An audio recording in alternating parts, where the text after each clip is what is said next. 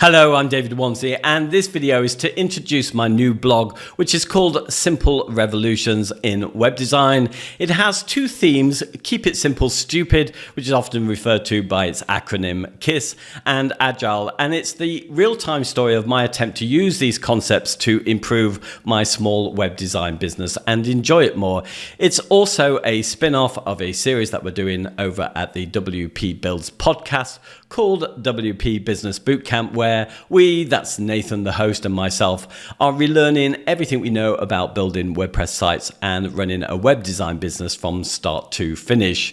Agile is the principal theme of this blog, and it refers to the Agile approach to managing projects. Many consider this now to be the new norm, as it's used by a great range of industries, including governments and banks. It's a concept that originally came from software developers, so has a strong foothold in IT and software companies like Google and Microsoft. The reason I've created this blog is that I could not find anything specific to freelancers and small agencies on how to implement Agile. I found this surprising, as the only website to win the Design of the Year award, which went to gov.uk, was created using an Agile approach. The approach itself is a reaction to the failure of traditional methods to deliver value to the customer in a more dynamic software-led world. The problems I frequently see in web design groups today are pretty much the same as the ones that were written about in books and academic papers going back to the late 1990s,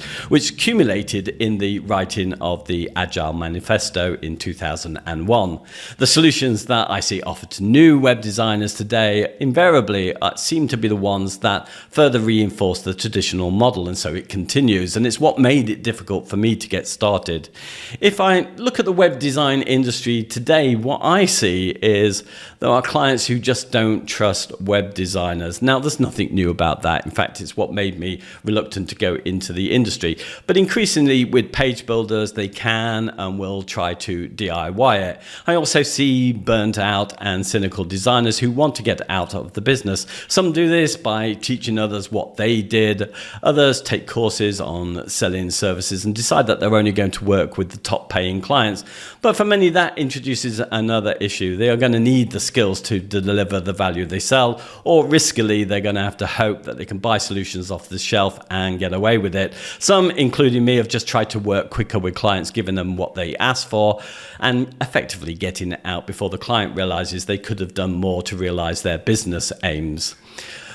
Here, I'm going to try and present Agile as an approach that's an alternative, another tool in the box. It will not be the answer to everything, and I will not be setting myself up as a guru with all of the answers. I will instead be trying my best to apply the values of Agile in a practical and pragmatic way to everything from finding clients to maintaining sites. I've already started to make a change which has come about out of necessity before I really understood that there was a movement with Agile. I now work more iteratively and closely with clients, usually aiming first to get a minimal viable website out, and then we'll circle back with what we've learned and add more in another sprint of work. Unlike traditional models where the projects are scoped, we don't assume that we can fully know everything before we make a start. Agile itself is a mindset, or philosophy if you prefer, and not a methodology. 17 influential software developers put together a manifesto with 4 values and 12 principles, and they purposefully did not say how to apply them. I will expand on the 4 values in another post, which I'll link to below this video, but here they are. It's individuals and interactions are favored over processes and tools, working software over comprehensive documentation, customer collaboration over contract negotiation, and responding to change over following a plan.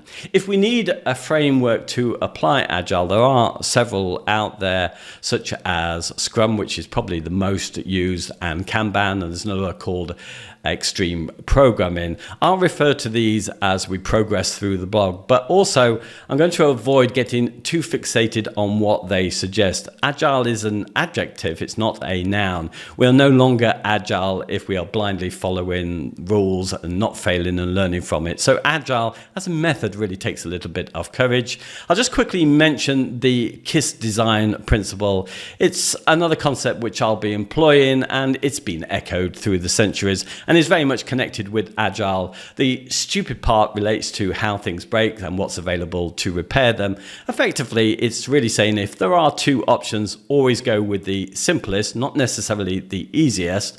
And this approach is really at the foundations of the web. It's why Tim Berners-Lee and the World Wide Web Consortium believe that HTML should not be a programming language. It's something that is the simplest form of being able to get up a website. I've also listed some other related concepts which will influence this blog in this post, which I'll link to below as well. Let me quickly mention the blog name. It is a play on words. The domain can be read as Simpler Evolutions, which is a bit of a nod to my ongoing business remodeling, but revolutions too has a double meaning. Many see the Agile movement as a necessary revolution in working practices, similarly to how technology forced the Industrial Revolution.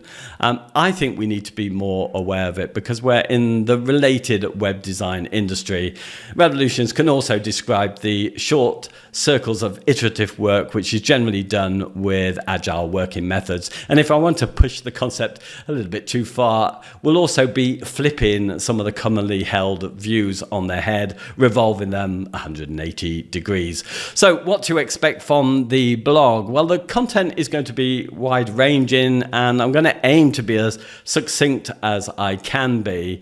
I'll be researching design and UX tips and be sharing those. I'll be looking at simple tools of the trade, but much at the beginning will be about applying Agile processes to our web design businesses. This takes some explaining, as typically it is the opposite to what is taught on all of the courses that I've seen, but it is incredibly powerful. I hope this finds an audience, and I'll be able to then start to interview and have chats with other people who build websites. Typically, the people who are available for an online chat are people who've got a product to sell or have their own media platform, and they're generally not the people who are in the trenches. So ideally, I would like to address that imbalance a little bit.